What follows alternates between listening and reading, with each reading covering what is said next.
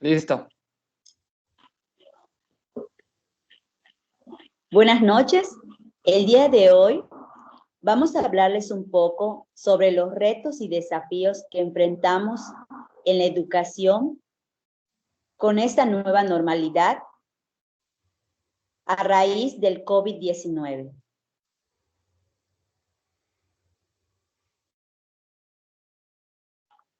Ok, déjenme presentarme. Yo soy Ricardo Puerto Domínguez y me están acompañando. Em, yo soy Carla Naomi Márquez. Yo soy Mayra Argaez Chan. Y María de la Luz Jiménez Balam. El día de hoy les vamos a hablar de los retos y desafíos que se enfrenta la educación a raíz del COVID-19. Uno de los principales retos que se enfrenta a la educación a lo largo desde 2020 a 2021 fue, existe un problema entre la educación y el trabajo. Principalmente, hablando de educación y trabajo, ¿cómo se da esta problemática? Pues es simple. A raíz de las clases en línea, que ya no son del horario habitual de 7 de la mañana a 3 de la tarde y que ocupan una jornada casi completa, eh, tanto educandos como profesores y padres de familia enfrentan una crisis al poder desarrollar sus actividades después de este horario de clase habitual. Pero con ello, por ejemplo, los profesores si tenían que dar clases en otras instituciones, eh, tienen que enfocarse en una sola en ocasiones, porque el tiempo lo han dejado en diversas horas de clases. Y por la parte de los padres de familia, ¿qué sucede? Que tienen que dedicar tiempo a sus hijos para enseñarles de los temas que en ocasiones ni ellos comprenden. Entonces, les quita tiempo de trabajo. Si bien ha utilizado por el teletrabajo o el trabajo desde casa, también viene perjudicado educativa, porque ya existe un estrés de los padres a enseñarle a los hijos y de los profesores a enseñarle a los alumnos a través de computadoras, sin poder eh, utilizar esos retos, poder resolver esos retos que tiene la educación. Por ejemplo, si en algún estudiante no comprende un tema, no buscan cómo explicárselos a través de las computadoras. Si siempre deberían estar enseñando a través del método tradicional. No sé qué opinen ustedes con esto. Por ejemplo, yo de mi parte puedo opinar que igual los retos que nos estamos enfrentando ahorita no es únicamente a lo que viene siendo los tiempos que le dedican los papás. Por ejemplo, en una casa solo hay una computadora para toda la familia y el problema está dividirse el tiempo, qué hijo va a estudiar primero, si dos niños tienen clases distintas a la misma hora y diversos problemas así que no se toman a consideración igualmente. No sé qué piensen ustedes. Sí, e incluso a los niños les causa estrés esta nueva normalidad en cuestión de las enseñanzas de parte de los maestros, porque incluso hay maestros que se muestran un poquito impacientes porque hay niños que tienen alguna dificultad en cuestión de aprendizaje. Sí, igual lo vemos reflejado, que para este tipo de personitas necesitan a un maestro, pues con ellos que los vaya guiando. Y este medio de verlos a través de las pantallas es una barrera que podemos encontrar en cuestión a la educación de esos pequeños, pues con esos pequeños problemas de aprendizaje. Como mencionan, otro de los grandes retos es de que los niños a veces se sientan a ver las clases solos y los papás no tienen el tiempo de sentarse y enseñarles. Y después cuando los niños tienen alguna duda, los papás no están en casa o están trabajando, entonces no preguntan y es cuando los profesores como que se estresan porque no saben cómo explicar a los niños que presentan las dificultades. Y déjate solo las dificultades de los tiempos. Por ejemplo, si la mamá tenía que hacer la comida, tenía que limpiar la casa e ir de compras, el tiempo que le dedican al niño para que su educación sea de calidad. O sea, no existe ese tiempo estimado. Es cuando los padres se empiezan a dar cuenta de la capacidad que tiene el docente de estar frente a un grupo de 40 alumnos y enseñarles. Y dicen, ahí es cuando dicen, la capacidad del docente para brindar clases es extraordinaria, porque para ellos es estresante estar en sus hijos de 1 hora, de 1 a 2 horas, y cosa que el docente hace día con día. Aparte de ello, vemos las barreras tecnológicas, como dicen, la computadora, el internet. Hay quienes ni tienen dinero para el acceso a internet, acceso a computadoras, o si bien, ni siquiera para los materiales para imprimir aquellos documentos que se les envían. Sí, Sí, igual un tema que ha afectado ahorita esto, lo del COVID, es la convivencia familiar. Como muchos, no sé si habremos visto las noticias. Por ejemplo, todos sabemos que los casos de violencia se han incrementado. Por ejemplo, en Ciudad de México se ha triplicado y acá en Yucatán, según busqué una estadística, ha subido 20%.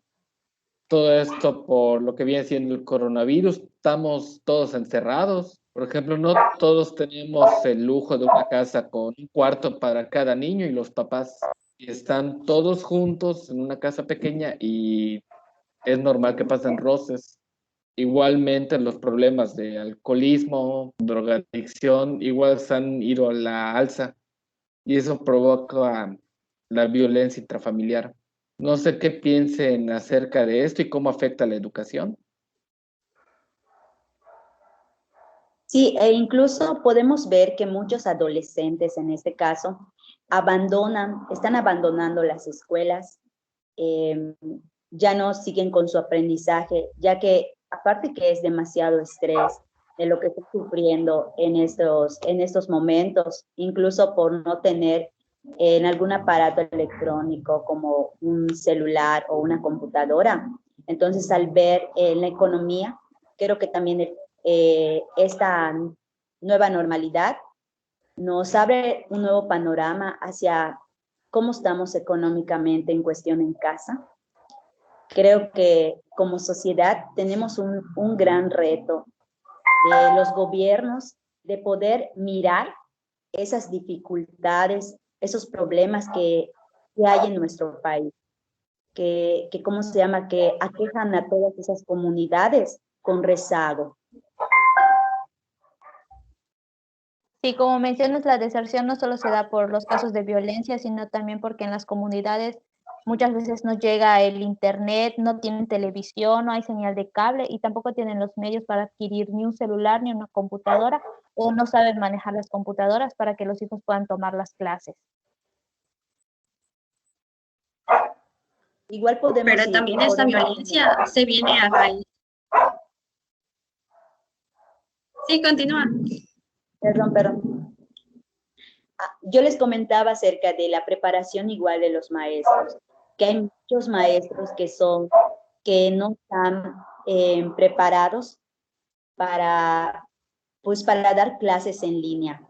Les cuesta mucho trabajo estar frente a una cámara y darles a conocer a los niños, a los jóvenes, en los temas. Tuvieron muchos de ellos que capacitarse y ahí vemos que, o sea, nos pone a tela de juicio qué calidad de maestros pues tenemos, ¿no? Entonces, en cuestión a la preparación de los TICs. Sí existe claramente una desigualdad de profesores, como comentas, que no están preparados. O sea, vivimos en un estado de educación en México que está hasta 5 o 10 años atrasados con la aplicación de las TICs. No saben crear materiales didácticos a través de esas herramientas para mejorar el aprendizaje en todos los niveles educativos. Aparte de ello, no saben crear clases detrás de una computadora y crear materiales que beneficien al estudiante. Piensan que solo enviarle una lectura y enviar un listado de tareas es enseñar, en línea, cuando realmente no tiene nada que ver con eso. Entonces yo creo que allá hay una desigualdad inmensa que debe de preocupar a las autoridades por mejorar en la educación. Incluso puedo comentar acerca del programa Aprende en Casa, donde realmente podemos notar que el contexto muchas veces no está prácticamente preparado para diferentes comunidades. Nosotros vemos cómo el contexto se sale de acuerdo a donde cada uno vive. Y eso es perjudicial para cada uno de los niños, porque siento que el aprendizaje no es aprovechable.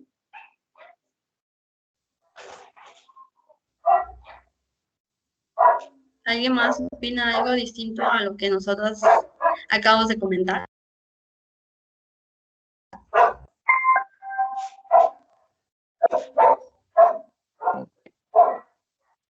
Bueno, considero importante lo que mencionas y creo que uno de los retos de la educación para lo del COVID es crear profesores capacitados en la aplicación de tecnologías de la información para brindar clases en línea de calidad y que sean de acuerdo a los principios rectores de nuestra Constitución.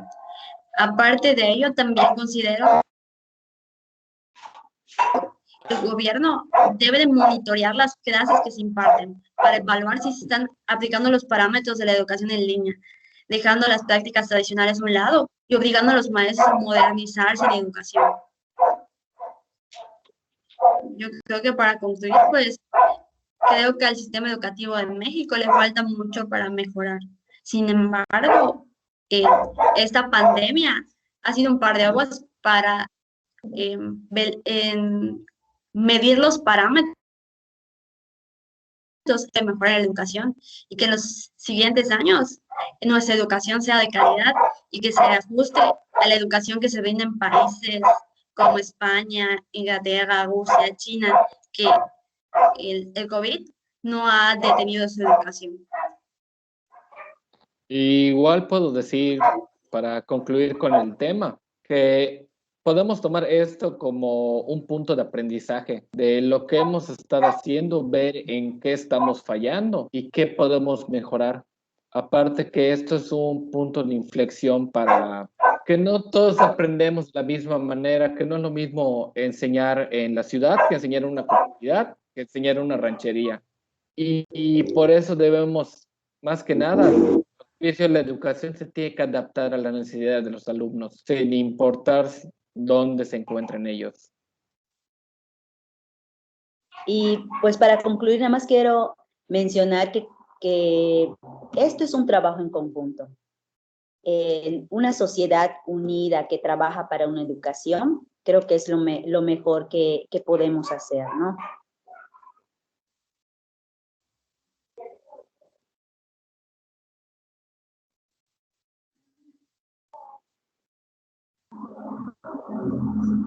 Pues con eso pues damos creo que por concluido.